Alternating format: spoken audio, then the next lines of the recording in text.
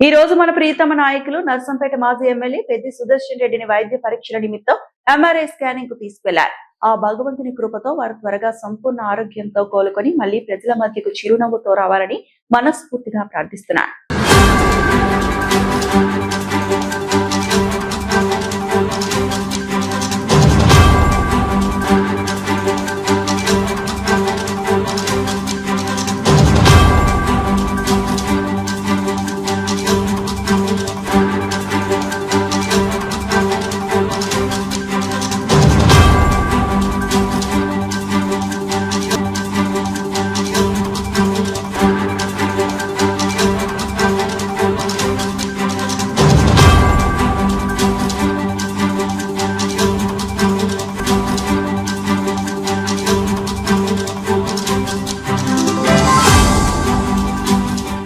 మరిన్ని అప్డేట్స్ కోసం మా ఛానల్ని సబ్స్క్రైబ్ చేయండి.